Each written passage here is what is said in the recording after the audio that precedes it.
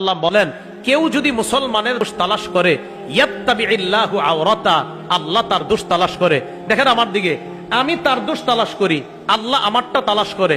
আল্লাহ যদি আমার দোষ তালাশ করে আর আমি বান্দার দোষ তালাশ করি, বান্দার দোষ আমি পাইতেও পারি, নাও পাইতে পারি, কিন্তু রব যদি আমার দোষ তালাশ করে, নিশ্চিত আমার দোষ পেয়ে যাবেন। আমি আবার বলছি, আমি বান্দার দোষ তালাশ করি, আল্লাহ আমারটা তালাশ করে। আমি বান্দার দোষ পাইতেও পারি, নাও পাইতে পারি, আল্লাহ আমার দোষ নিশ্চিত পাবে। রাসূলুল্লাহ সাল্লাল্লাহু আলাইহি ওয়াসাল্লাম বলেন, ফাইন্নাহু মাইয়াত্তাবিল্লাহু আওরাতা, শোনো, আল্লাহ যদি কারো দোষ তালাশ করে, ইয়াফযাহু ফি বাইতিহি, আল্লাহ তারে ঘরে হইলেও অপমান করে ছাড়বে। আল্লাহ যদি কারো দোষ তালাশ করে, তারে আল্লাহ ঘরে রাইখাও অপমান করে ছাড়বে। এ হলো গীবতের ভয়াবহতা। 2 নম্বর, সবচেয়ে বড় সুদ হলো গীবত। বলেন, গীবত সবচেয়ে বড় সুদ। বলেন, গীবত সবচেয়ে বড় সুদ। আবু দাউদ শরীফের 4876 নম্বর হাদিস, রাসূলুল্লাহ সাল্লাল্লাহু আলাইহি ওয়াসাল্লাম বলেন, ইন্না মিন আরবার রিবা ইস্তিতালাতার রাজুলি ফি ইরজিল মুসলিম বিগাইরি হাক্কিন, অন্যায় ভাবে কোন মুসলমানের সম্মানহানি করা, তার গীবত করা, এটা হলো সবচেয়ে বড় সুদ। সুদ, রাসূল বলছেন, সুদ তো হারাম, এই সুদের মধ্যে সবচেয়ে বড় সুদ কারো গীবত করা। 3 নম্বর, কোন ব্যক্তি যদি গীবত করে মারা যায়, গীবতের অপরাধ থেকে মুক্তি না নিয়ে কিয়ামত পর্যন্ত ওই ব্যক্তি তামার নখ দিয়া তার চেহারা আর তার বুক খামসাইতে থাকবে কিয়ামত পর্যন্ত।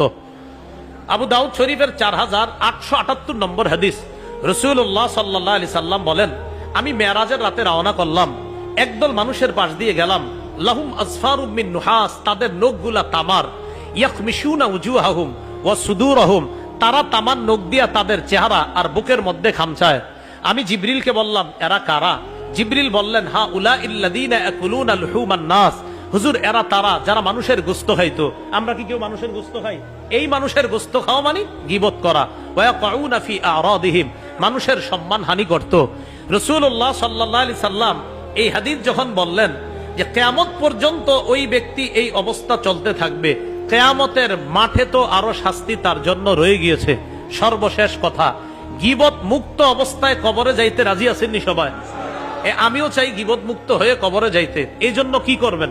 হাত নামান।